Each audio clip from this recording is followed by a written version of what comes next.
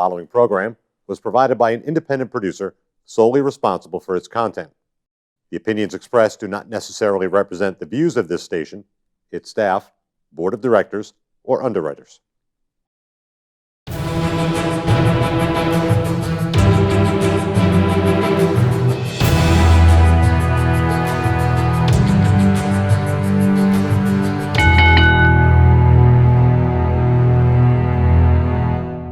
Hi, welcome to The Ring and All Other Sports. My name is Leo Connors, and I have a special guest tonight making his fifth appearance in the Five Timers Club, Mr. Todd Graham. That's right, Mr. Steve Martin. Mr. Steve Martin. Perfect. Todd, you had told me you have a lot of stuff to talk about, so we're going to dive right into it. We're going to get to the fan questions first. All right. First question is from Christopher Sanders. Future plans for Proving Ground? The Wolverine.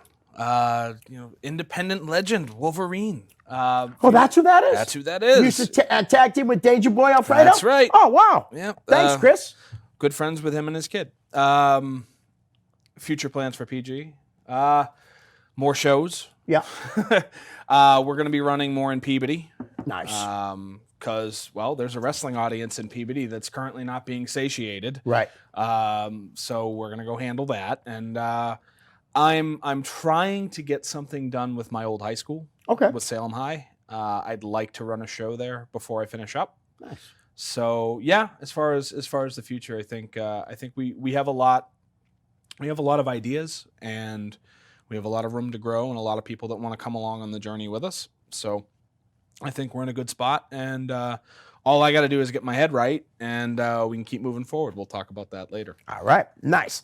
Now, Dave Delafontaine wants to know, what are your biggest pet peeves in wrestling, ranging from rookies to pros? Not being trained, which is hilarious Yep. considering the last time I was on this show. But there's a difference between being green and not being Right. trained. Pet peeves, keep your mouth shut. Yeah. Like, that's the biggest thing. Like, I know people that have been in the business for a half a cup of coffee that mouth off like they're vets. And I don't even mean about the business. I mean about, like, the people in the locker room. And I've honestly shaken hands with people I should have punched in the goddamn mouth. Right. But that's a big thing. Repeat the question. Yeah. What are your biggest pet peeves in wrestling, ranging from rookies to pros? Not hitting your times. Right. I went to the New Japan show in Lowell, and very underwhelming, to be honest, but they all hit their times. Right. Like, every match was 8 to 10 minutes tops. Main event was less than 20, and they banged out 9 matches in less than 2.5 hours. So it was like, okay, what a way to do it. Right. Like, if we could only learn. Yeah.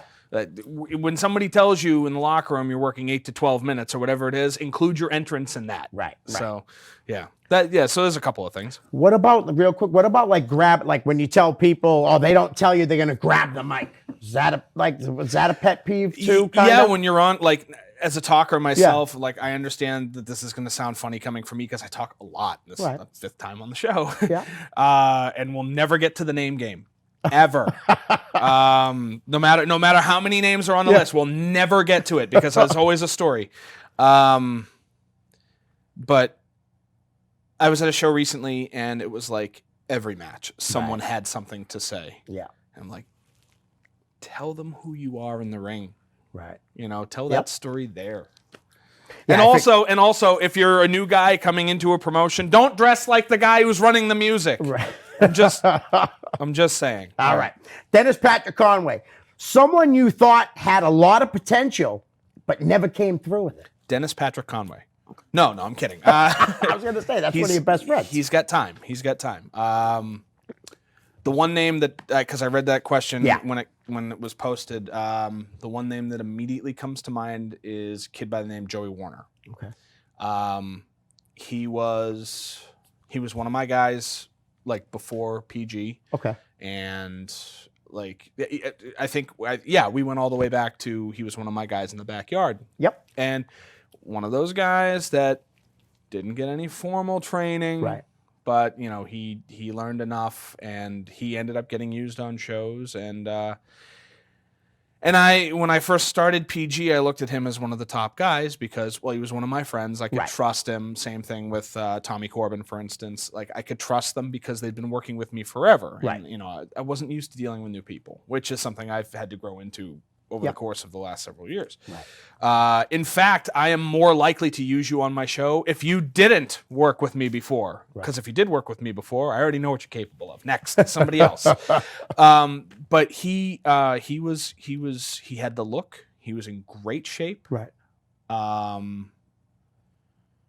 Good gear. The move set was nice. He was flashy. He was interesting to watch.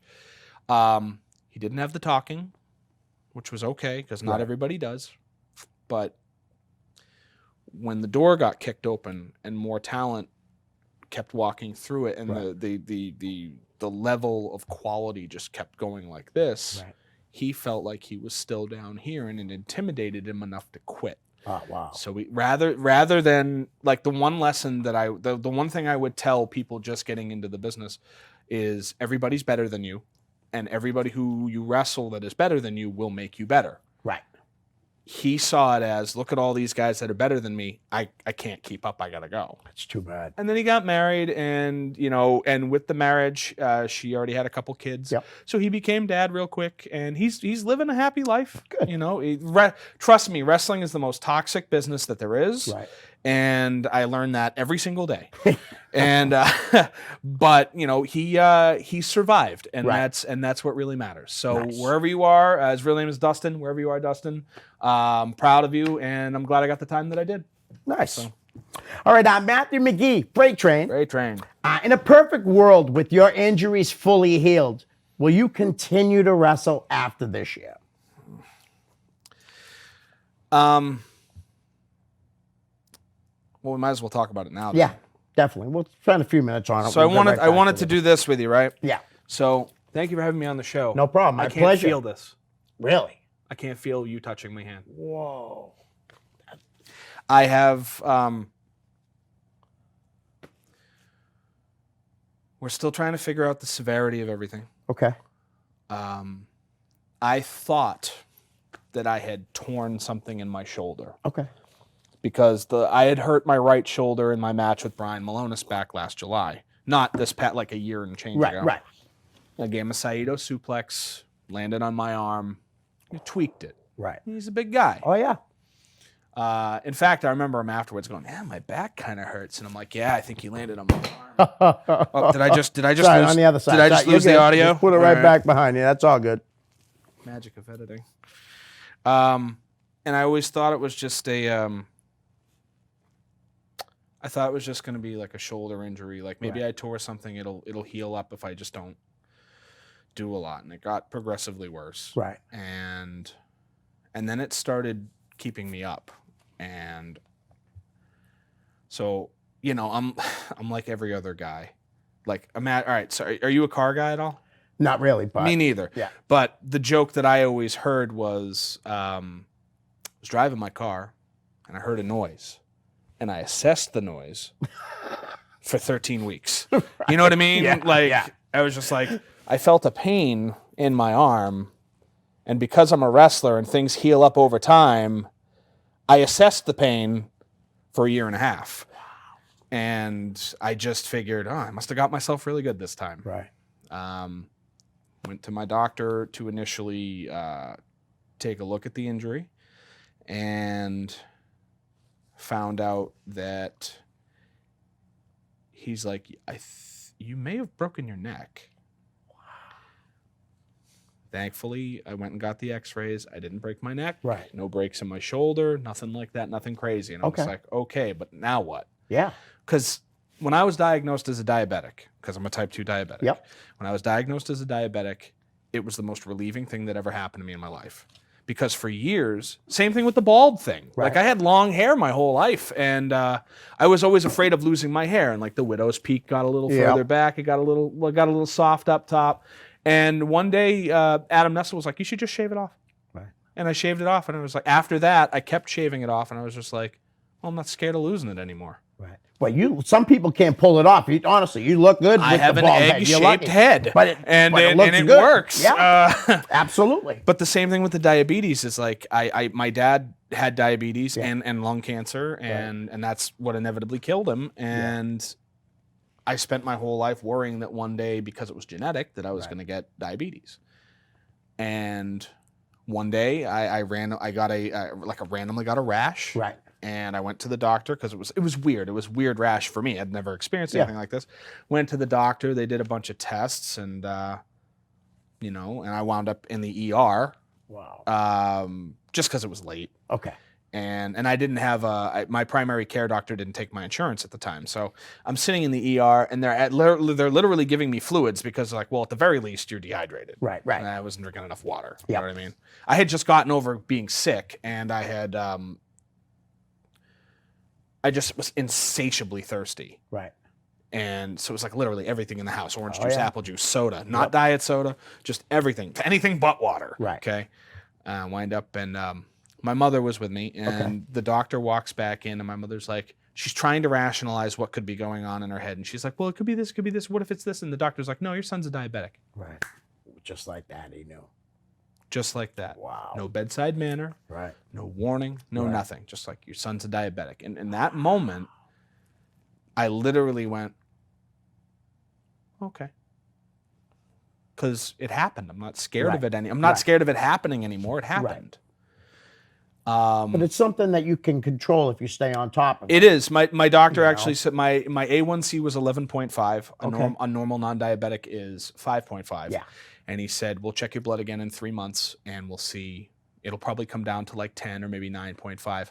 I beat diabetes in 3 months. Nice. Good for you. And I dropped 50 pounds doing it. Right. Gained But it. that obviously helped, man. Yeah. Yeah. Depression is what's killing the weight now. Okay. But back to the question, Yes. which was, in a perfect world, if I'm, If fully healed, will you continue to wrestle? the thing is I don't know if I'm ever going to be fully healed. Right. Right. Because they found out that the issue is not a break, which is, like I said, I would have been relieved. Well, not relieved, but like No, I I know would have what been you're saying. relieved if they gave me an answer. Yeah, you would have at least had something in your head. You knew.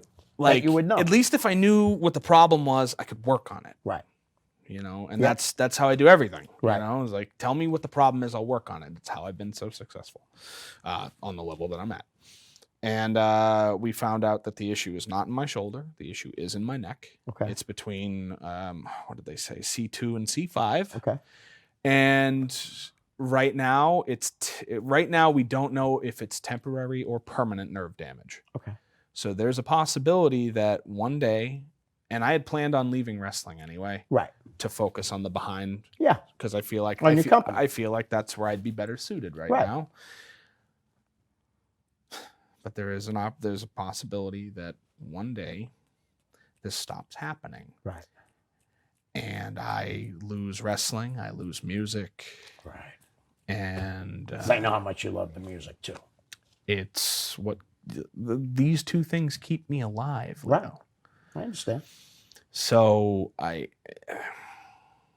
it's really touchy right Yep. now, and I'm being as careful as I possibly can. But the question, in a perfect world, if I heal up, would I want to stay with wrestling, like as a competitor? Yeah. No. Okay. So your mind was definitely made up. My mind was made up before I found out anything about Right. my neck or my shoulder or anything like that. In fact, if I'm not mistaken, in my head, I think I've only got 3 or 4 matches left. Wow. Just ones that I feel that need to happen. And we're going to talk about one of them in a little bit. Yes. All right. He also wants to know, Mrs. Matthew McGee, Proving Ground grows, becomes a local power in wrestling. Would you like to see it grow beyond New England? Which not many companies do that. But I don't know. Like one of the criticisms I got from the Grand Imperial Wizard of Wrestling, Todd Sopel, he said that I wanted to be. He's like, that guy wants to be Beyond Wrestling so bad. And I'm just like, I don't even know what Beyond Wrestling is doing. I've never right heard now. you've been on here. This is your 5th time. You've never brought up Beyond Wrestling. I've known Drew since back when we were both running garbage shows out of the Caroba. Right. you But know, you've never brought it up. I've never brought it up. what is Beyond Wrestling? Beyond Wrestling is a promotion that started in a backyard somewhere that became something big. Like, Right. okay, who wouldn't want to do that? Right, exactly. Like, who wouldn't Over want to 1 million become that? subscribers on YouTube, right? I heard it was getting close to 2 million, which is insane. But it's like, why is that something to criticize? Like, all right, Right. listen, if Oh, there was yeah. ever a promotion to use as a prototype for success, why wouldn't that be the one? Exactly. You know, literally started in the backyard somewhere, then went to a building, and then, you know, the footage started getting out. YouTube became a thing right as they were putting stuff out. Right. They put all this stuff out. Eventually, they bring in for their first live show, they bring in Johnny Gargano and Davey Richards. And then the ball just rolled downhill from there. Well, uphill. It was, you know what I mean? Positively. And now they're, you know, when you look at internet presence, which is the most important thing now for a wrestling promotion, is like they're in the top 10. Yeah. Like, No doubt. like he wants to be Beyond Wrestling so bad. It's like, why would you criticize me for wanting to be successful? You But know, again, like I what- said, you've never and that's no knock on Beyond either. Like you've never brought up like, oh, how I want to be this or anything. Every time you've been on, you've concentrated on your own company. And when I was starting, I reached out to him for advice, and and Drew has been very cool to me. That's awesome. You know, He seems like a great guy. You know, he didn't kick any doors wide open for me, but he let me peek through a few, you know, so it's like that was enough. Like, it's like, I don't want to mimic what you're doing. I want to do my own thing. But at the same time, it's just like, look, if I have access to speak with people, once again, when you get in the ring with people that are better than you, you become better. Exactly. Like, why wouldn't I get that? Why wouldn't I want to be that? So like, that's why I run shows and he's not. So Well, seeing you brought it up, like, you know, you brought up Todd. I had heard that he had said something like that. That's what he said, right? Well, no, I'm sorry. And the 4 questions or whatever on the other podcast, wrestling podcast about nothing, which I always mention because I love not Brock. the rest. It wasn't Brian's. that It wasn't one. I'm Brian's sorry. show. No, it was Injustice. That's the one. Yeah, Julian and Tarzan. Julian and Tarzan. Okay. Now I've been on your show 5 times now. Yep. And every time I come on here, I try to be diplomatic, right? Yep. Oh yeah, absolutely. You've been really. Last time I was here, I wouldn't even allow us to use his name because I didn't want anyone who didn't know the story to like go seek this guy out and be a jerk because nobody needs that. Right. Well, somebody needs that. Yeah. He was asked on a podcast, who do you hate the most in the business? And he said my name, not Derek Simonetti. He said Todd Graham. Yep. And when he was explaining, and I'm not, you can go listen to the podcast yourself if you really want to hear it. Yeah, Injustice. Yeah, it's the And Injustice Pro Wrestling New England something. way. So I'm sorry that I didn't get it right, guys. Find but- Julian Starr's Facebook. Yes. Yeah. But like he was telling me that I was the guy that he hated the most in the business, and then in explaining why I was the person he hated the most in the business, he put me over for being a good business person. Right. And You even mean the night you both ran head to head and you outdrew him 2-1? it's not even that. It's not even that. It's like back when I had a bigger stake in Elkmania. Okay. I asked him if it would be okay to flyer his shows. Right. Because I was paying to go see his shows anyway because his roster was filled with chaotic guys that I knew. Absolutely. You know, and Johnny Vegas. Like, who wouldn't want to hang out with Johnny Vegas? But it's like, I asked him if I could flyer his thing. And this is something he actually said in the podcast. He's like, he had the gall to ask me. I don't do a really good Todd Sopel impression. I'm a good Todd anyway. So I asked him, he says like, you know, he's like, he had the gall to ask me to flyer my shows. And I'm like, I asked you if I could do the same thing you were doing at our shows. Right. And you asked. Because You Todd, didn't just do it. I didn't just show up and start handing flyers out. Exactly. And not only that, but every show Todd was on for Elkmania, he would be like, hey, can I put down flyers for the shows? And all of us were like, of course, why not? It's down the street. Why wouldn't we help you advertise? You're part of the team. Absolutely. You know? And then, of course, when I ask it, and, you know, he's just like, well, you guys use Buddy Romano. I'm like, him and Buddy okay, don't get along. I understand they don't get along. Right. Okay, I get it. See, I watched it. Todd's list is long, though, I'm sure. Listen, my legs fell asleep on the toilet while I was reading through that thread. And then, you know, when we had a show that wasn't going to feature Buddy, Right. it was, well, you guys use a lot of garbage people on your shows. And I'm just like, yeah, like you. Right. You know, like what the hell? Yeah. You know, so, but But anyway, like he said all these things, and it's the only reason I'm saying anything. It's Right, because because of what he had said. He said it to me, and I was actually invited on the podcast to rebut him. I'm like, what am I going to do? Talk about him for an hour? Right. It's not worth it. No, it's not. And Be the bigger person. And the thing is, it's like I wish him well. You know, like Yeah. I always wished him well. If you looked at my phone, if I put my phone, if I did screenshots of every conversation I've ever had of Todd Sopel, he paints his own picture. Right. Right. Okay, so like, you know, wherever you are, brother, like do your own thing. I know he just left the business for now. Right. You know, he's taking a break. He wants to focus on his music. I'm going to do that too at some point. Right. And you know, he's a great musician. No doubt. disrespect there. No doubt. Great guitarist. But it's just like, cut it out. Like what? Yeah. Like I didn't do anything but be respectful to you. You know, and like you even reached out to him before you ran in Peabody. Yeah, I reached out to him before I ran in Peabody, and it's like they came to me, man. Right. Like what? I don't. Okay. But like we've told the story 1,000 times. We've buried this thing into the ground, and he's still talking. Right. Like, okay.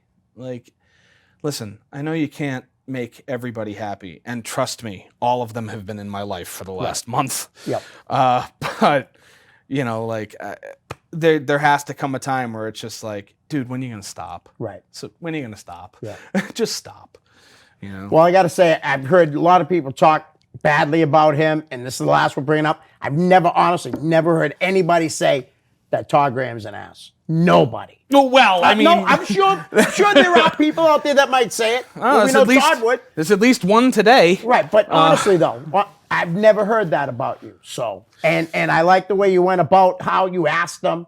You know what I mean? If you could run the city, and then not only did you run the city though, that night you really did a great job and beat him 2-1.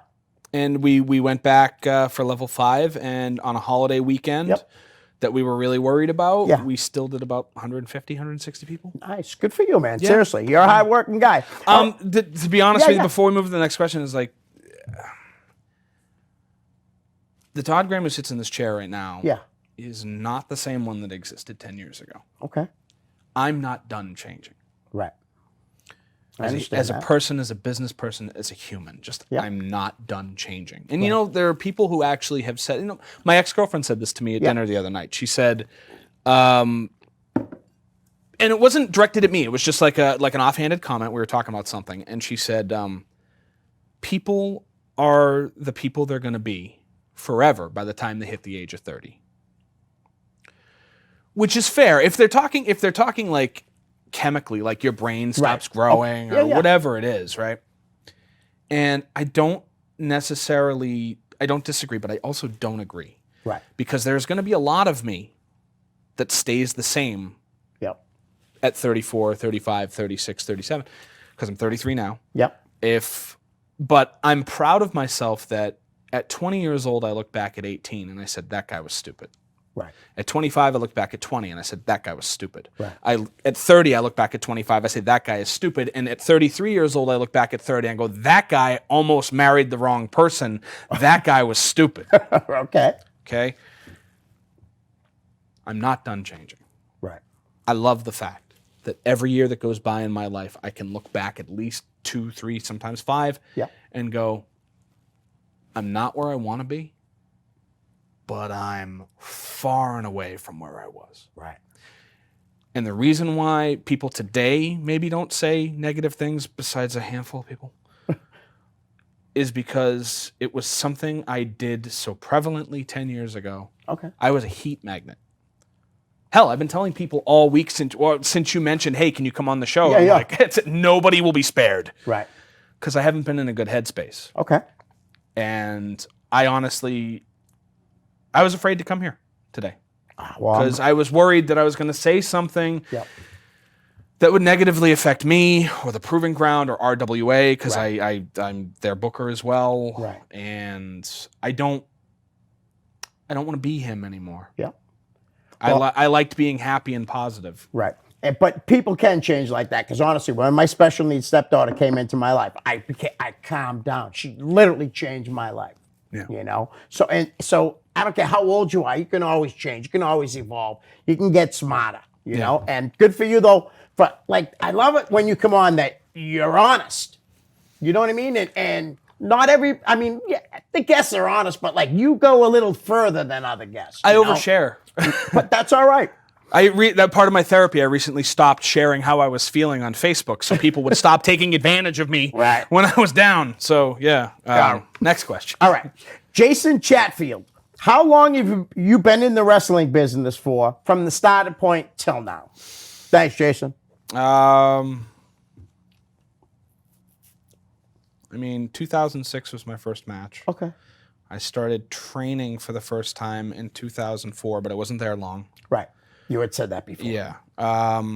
So 2006 to present, I went to public school, man. I don't know though. So 14, 15 years would be 2004, but If- that's when you were training. But what I do is I do the thing that they tell you not to do. Yeah. Which is, if you count how long I've been throwing myself at any particular ground, where there was a camera running, in a backyard or a park someplace, I've been destroying my body for 20 years now. Wow. So it was 99 to now. Nice. I mean, obviously, when I was younger, I would tussle around in my backyard, Yeah. but I didn't take it. And this is going to sound funny because, backyard wrestling is not serious and everything, but we all did it. And some of us did it to varying degrees of seriousness. And like, I know guys like the Stepdads, for example, Okay. Great tag team Yep. around New England. And one of them was basically like the traveling backyard guy. No kidding. Like he would like set up super shows in different cities, and he would drive all over the place. I'm like, all right, I never took it that seriously, Right. But I did, catch me under the right lights, and you'll see that my forehead's a roadmap of stupidity. Cutting myself in backyards and parks all Right. over and so it's 20 years. No one in my body's giving up. Right. So, Nice. Thanks, Jason. Dan Bolia, who's been here many times, he's a 5-timer club member. Oh, he is also Mr. Steve Martin. Yes, he is. He says, there's been a lot of talk on Facebook about trained and untrained wrestlers. Yep. What did you think of Delilah Hayden's response on the ring and all other sports? I thought it was great. I did too, and I told you before we started that the second you mentioned Maverick Wild was going to be here, I'm like, oh, they're going to ambush that woman. Nope. And no, you didn't. Thankfully, Never would. I'm not out to hurt people. You did mouth off to Dick Lane, so I do owe you a slap for that. But props to my brother Richard Lane. I reached out to him after though. I didn't know that they were in a kayfabe storyline. I don't know if you told. No, I'm just saying. But I did reach out to him and said I had no idea. Dude. No. We were all legitimately concerned. Okay. We were, Gotcha, and that's not even reflection on your character. Right. Like I said, I've been on the show a bunch of times. I know you. I like you. I don't have a problem with you. Right. Mav trained me. Right. I know Mav. Yeah. He's crazy. I didn't know what to expect. Right. And I know he's really old school. So as soon as you told me, it was just like, okay, they're going to be sitting on a panel together. And I'm just like, crap. This is going to be bad. And you know what? I watched every second of it, and it wasn't. Right. And Mav was very respectful. And I Yes. don't know why I doubted him. I do know why I doubted him, but I don't know why I doubted him. Yeah. And I don't know why I doubted you. And Delilah did a good job. I thought she was great. I really did. Because you got to remember, like, a lot of people tuned into that show expecting her to say something stupid or buckle under the pressure. Yeah, and she did. She And did great. She did not. She was elegant. Yeah. And she said exactly what she felt. And that's the thing. And it's the one thing. Text messaging is killing relationships all over America. So if you ever feel like you're being misunderstood, pick up the goddamn phone. Right. So that's the thing. So yeah, that's having her here to speak rather than type it out. It looks, like sometimes you get a bad read. So. But I'll say this: when Mav asked to come on because he has an open invitation to come on here, I knew, you know what I mean, that he wasn't gonna. Like, I didn't even have to ask him. Oh yeah, where is he? You know what I mean? No, he had whenever he wants to come on. Oh, but I knew he would never do that to her. Just not Mav's style to go. You know what I mean? Put somebody down on TV. If he wanted to do that, he'd pull somebody aside and talk to them. Like I said, on paper it looked like but in execution it was. Yeah, it was I was very glad to have her on. I really was, and I told her that. And I don't need to discuss my opinions on this thing. We did a half an hour on it last time I was here. All right, Dan, thanks. But he's got one more. What are your thoughts on Limitless Wrestling? Have you gone up there yet? I haven't, but Limitless has basically been paying for my shows for the last 2 years. Really? Well, yeah, I do their trading cards. Oh, nice. Okay. Yeah, so that's like right. You they, do so the I do cards. I do cards subject to change on Facebook. There was a failed board game by that name, so What's you that? might you just look for the one that looks like there's trading cards in the profile picture. So yeah, no, Randy Carver Jr. is he got in touch with me maybe a year ago now, Yeah. something like that, and he's like. He saw what I did for AG because AG was the first person I Yes. made cards for PG on a whim. Yeah.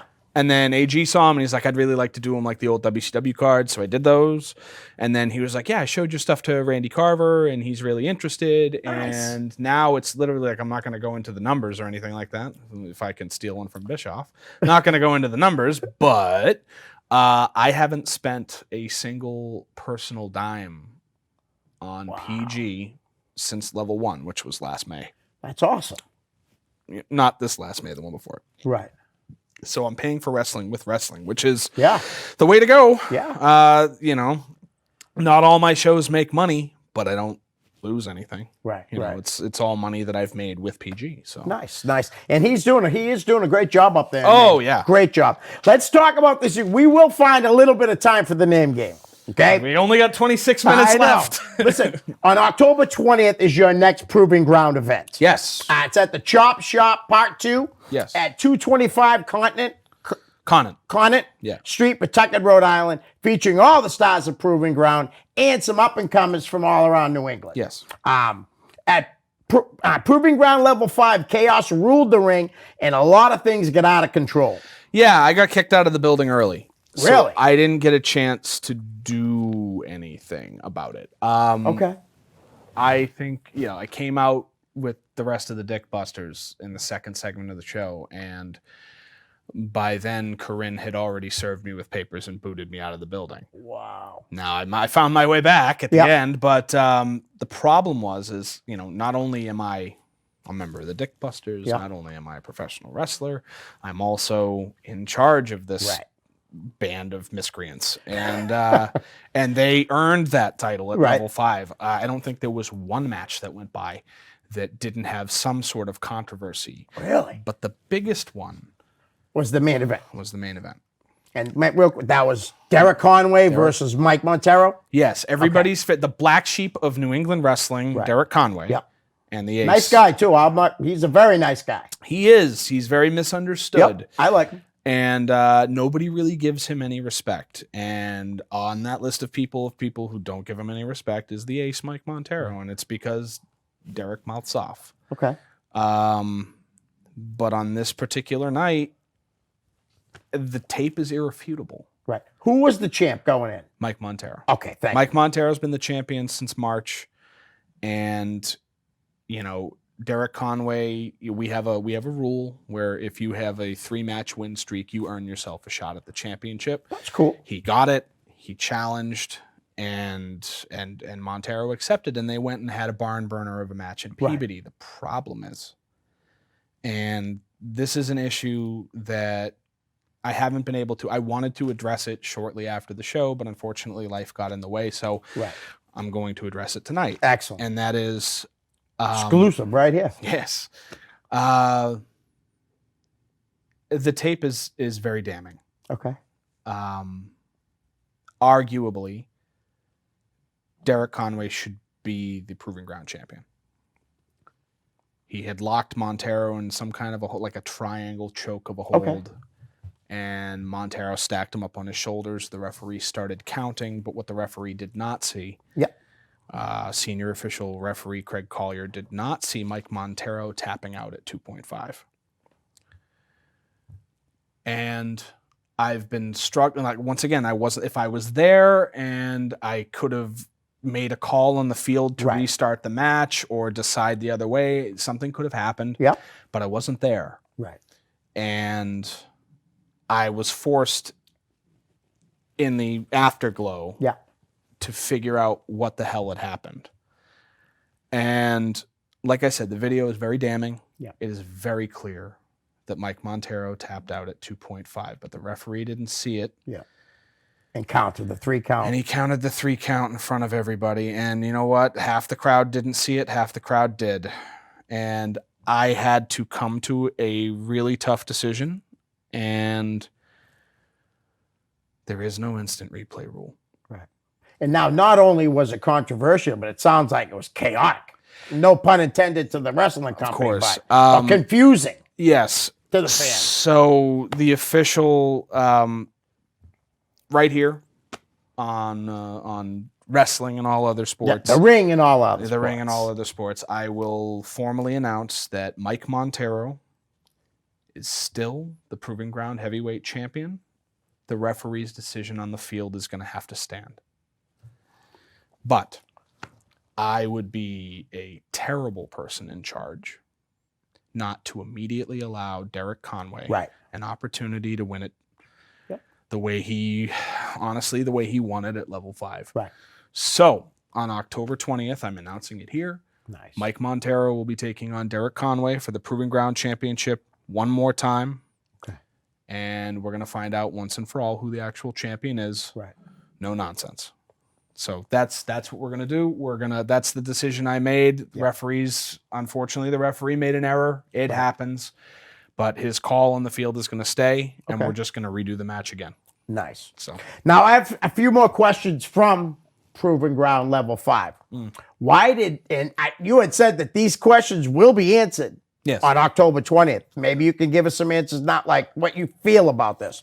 Why did Burke Beckett cost Dick Lane his match with King Leon VI?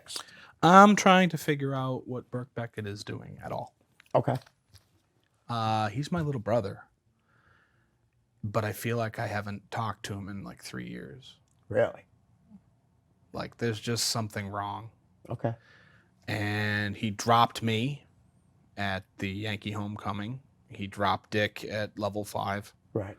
And we still have no idea what's going on. He won't return my phone calls. Okay. So let's put it this way. This whole we'll find out on October 20th. Let's call it wishful thinking. All right. Because I don't know. Okay. Why did Dan Terry attack his own tag team partner, Bullet Joe, in the 6-man tag?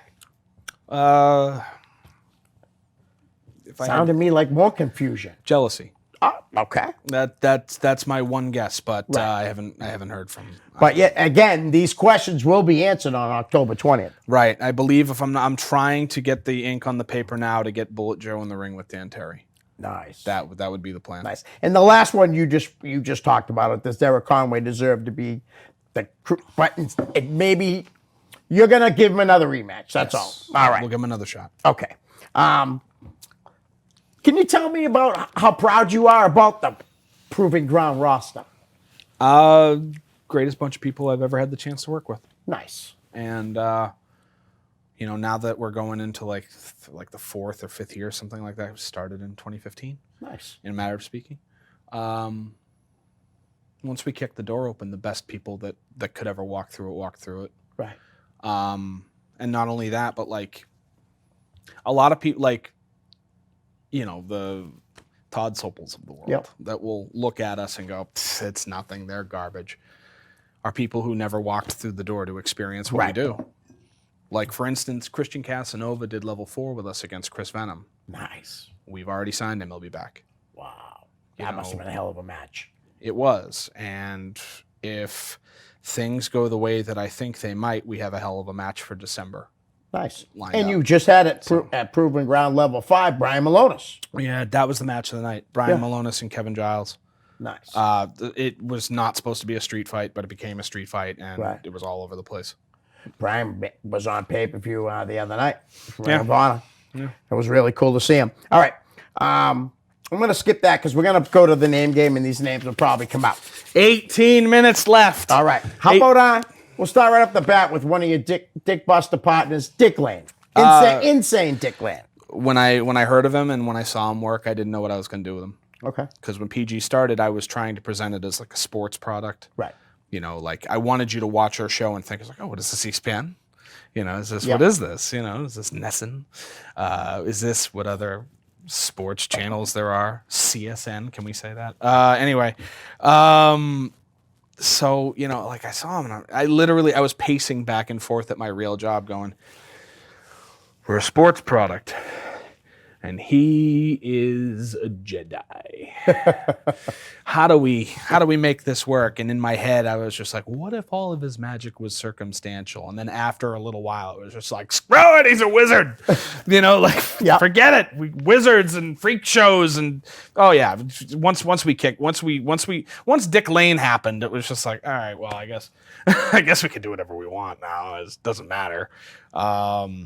So yeah, when I first heard and met Dick Lane, I didn't know what to do with him. Now I don't know what I would do without him. Nice. Yeah.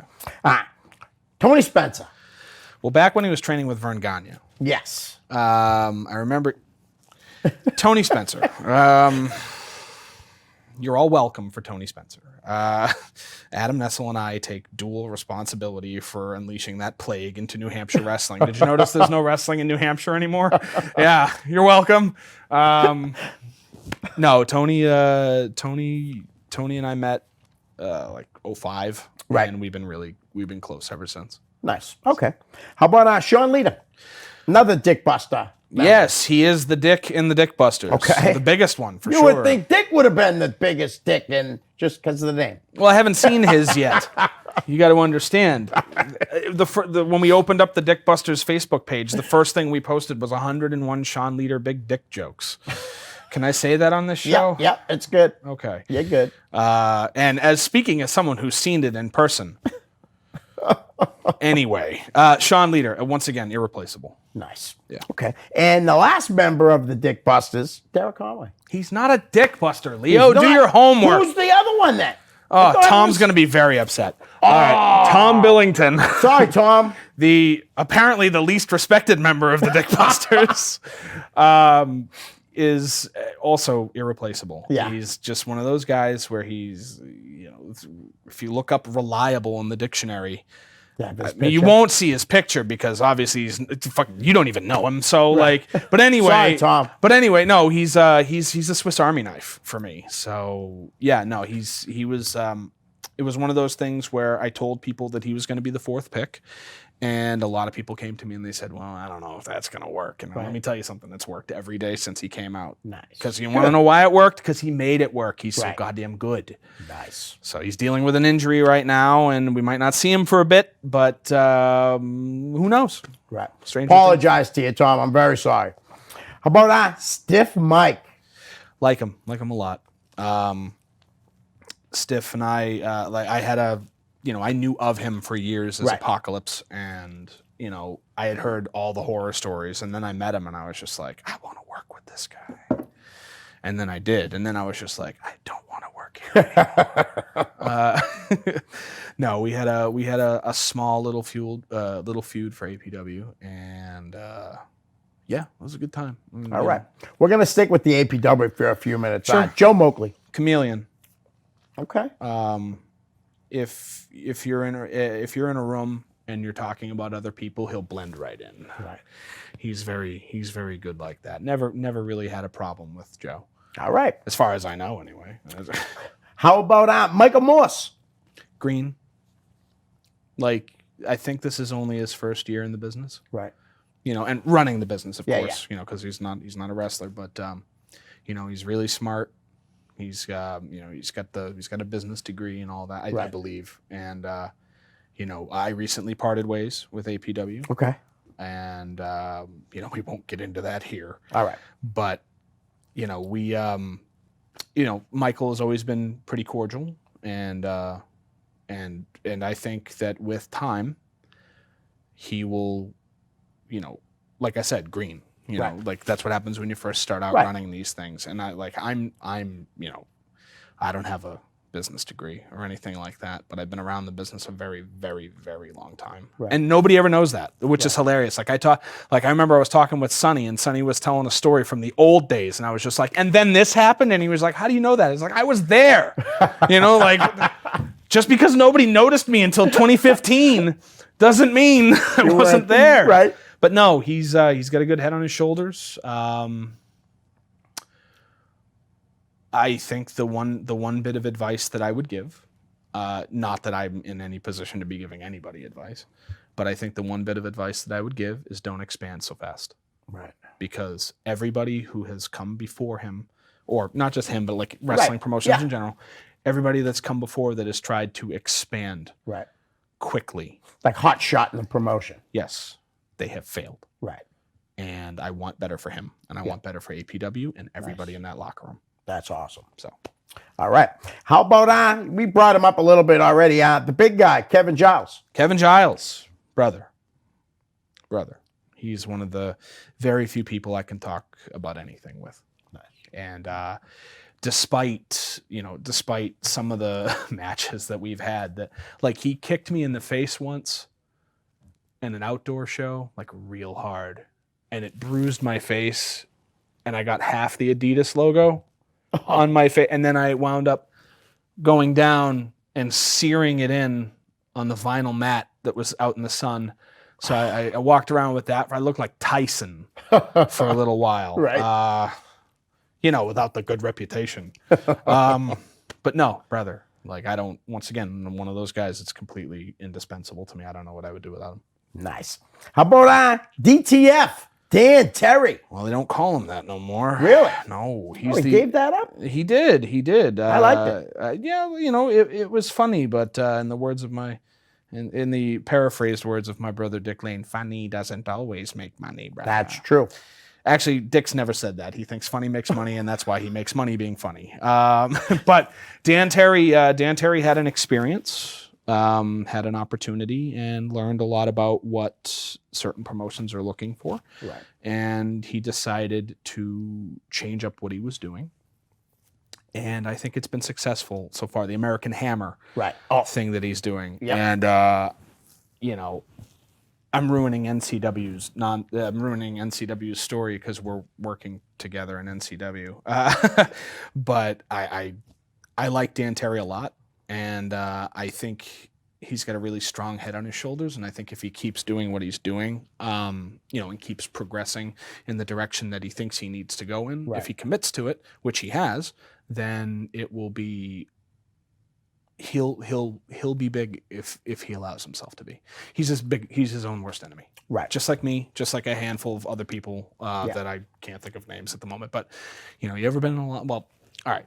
I've been in locker rooms and people have they've had matches with me and they come to me and they're just like, I'm not very good, and I need this and I need that and let's work on this, and I'm just like, you've been on TV. What do you mean you're not very good? Right. Not Dan, but I mean in general. I've been in as that's there's an old story Henry Rollins tells. Okay. Where he was just like, I was on tour with the band, and the guy from the main act comes up to me and says, "Is there anybody out there?" And I goes, "Of course there are people out there, dude. It's sold out." And he's just like, "I'm always afraid no one's going to show up." And then when the interview asked who was the main attraction, he was like, Ozzy Osbourne. Wow. No kidding. Even Ozzy is just like, I don't know if they're going to be out there, man. Like I jokingly say it before I come out to the ring in Peabody or Beverly. I always say to somebody, I hope they remember me. Right. And then this past Elkmania show, they played my music, which, I didn't create it. It's not unique to me or anything. But once the song started playing, they already knew who it was. Right. And I'm just like, oh, so I've had that effect on these people. Good. Listen, so we don't forget and we run out of time, how about I want to bring up to you having your last Elkmania match coming up. What's the date on that? November 16th. Okay, and you're taking on Dick Lane. Yes. Is this the first time you've gone one-on-one with Dick? No. Okay. No. The last time I wrestled Dick Lane, it was to unify the Bay State in the All-Star titles. We went to a 15-minute time limit draw, and that was the night the Dick Busters were born. Oh, wow. Okay. Because it was up to that point that we didn't respect each other very much.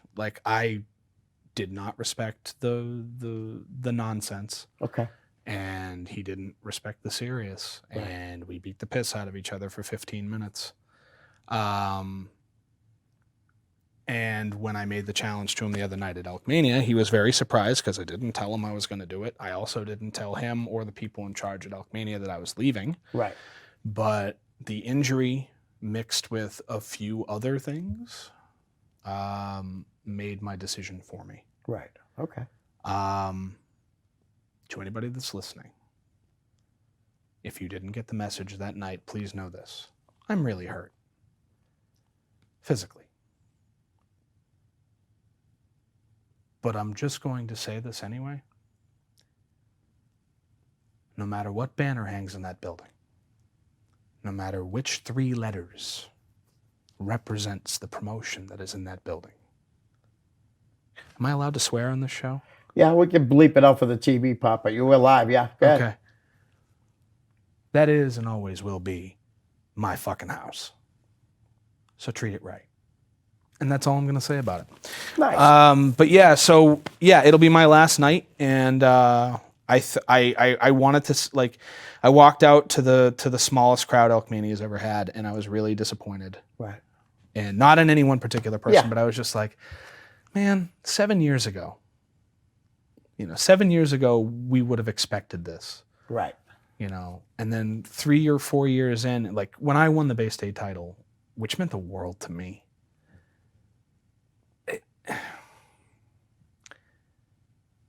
the place was packed. Right.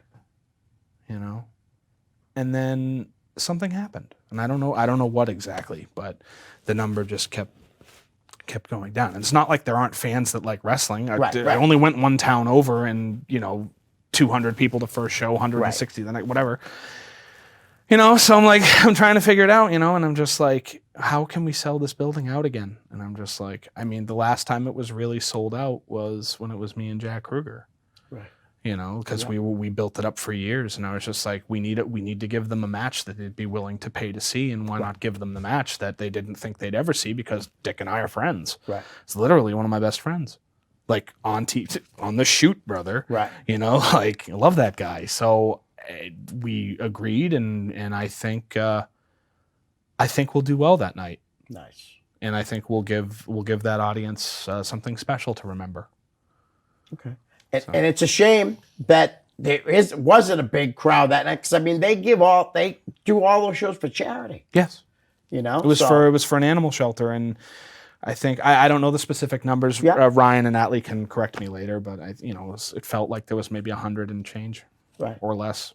I don't know. That's still better than some companies get. Well, it's better than any show I've ever run at the Chop Shop. That's for sure. But but I love that place. Right. How about we talked a lot about him anyways, but the ace, Mike Montero. Brother. Okay. A lot of people use the nickname the Ace. The Ace is supposed to be like the top guy in the company. Right. And like, he said this to me the other night.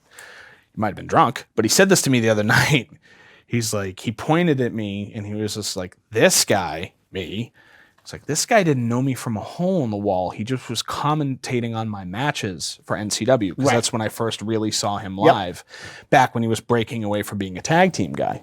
Because for a long time he was with Chris Cruz as the stack deck, or Jason Devine as the Influence, or even with Ricky Medeiros as the Dirt City Murder Crew. So it's like, he had been a tag team guy forever, and I knew that part. Right. I knew enough about that. Yep. That's what I would talk about whenever he was wrestling. And then I was like, can he break out and be a singles guy? And then I think he approached, like, it was I either approached him or he approached me about coming to PG. But I remember saying to myself, I'm like, why do you want to come? Right. Because it was at a time where I had no faith. Right. Not that I didn't have any faith, but it was just like, you want to come? Like, you're a really good wrestler. Right. You want to come roll around with me? Like, in the ring. But not that there would be anything wrong with that. No, Okay. let's not get into that. But no, and then he came and had a match with Fox Vineyard, and then he wrestled he wrestled Bullet Joe, and I love Bullet Joe. There's a guy he's gonna be. All right, pardon the pun. Bullet Joe's gonna be big someday. Let me tell you something. He is awesome. He really is. He's sitting under the right learning trees, I think. But Montero, he went from, we'll probably have him a couple shows. Yeah. Like, I didn't know him that well. Yeah. I was like, we'll probably have him a couple shows. He'll do really well. And then, maybe he'll price himself out, because I know some people do that. Or maybe he just won't want to do what we're doing, because we were just filming at studio shows. Okay. And no, he's been around ever since. And I trust, he earned it. Right. And he continues to on every show he's at. So, Nice. yeah, brother. Nice. Glad to have All right. him. How about our big gun, Jim Sargent, who I have to get back on the show? Yeah, Big Gun. Big Gun. I like Jim a lot. Jim Me too. Jim saw that I was hurting. Okay. And because that was when I was posting an awful lot on Facebook about my personal feelings, which I have Right. since stopped. I saw them. Yeah. And doing all these live videos, just lamenting I'm just like, Right. why don't I just shut up? And he would always reach out and be like, hey, not for nothing, but I always enjoyed sharing a locker room with you, and you were a good guy, and this and that. And it's just like, he's just such a genuinely good guy. Yeah. I don't know him that well, honestly, but he seems like, honestly, great guy. He's a good guy. All right. Well, looks like son of the gun they're not together anymore as a team. Jake Sargent. Green, he's he's been training for a couple years. He's a good guy when he wants to be. Right. He should probably invest a lot of money in running shoes. Okay. And I'll leave it at that. But other than that, Green. Okay. If he keeps working, I know he works hard, so if he keeps working, he'll get better. Okay. I know we talked about this guy a lot just on this show alone, but Todd Sopel. Anything else you want to add to it?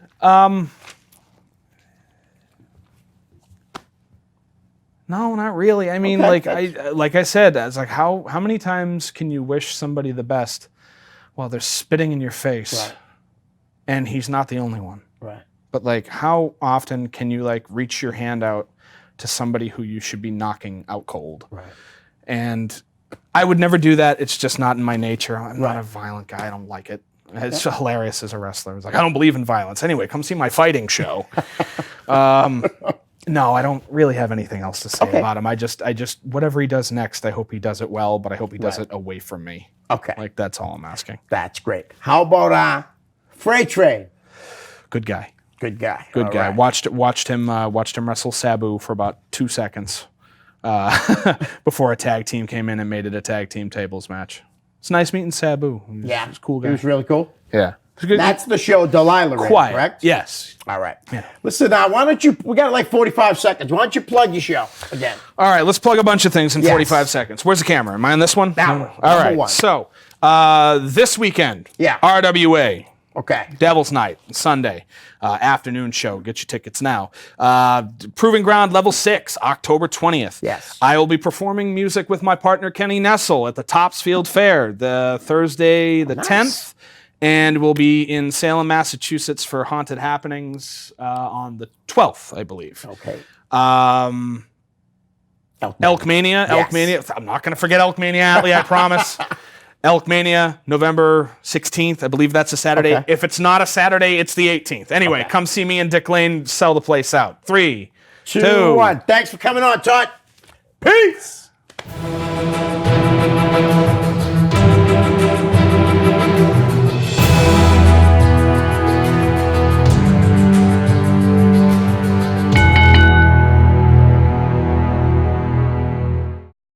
The preceding program was provided by an independent producer solely responsible for its content. The opinions expressed do not necessarily represent the views of this station, its staff, board of directors, or underwriters.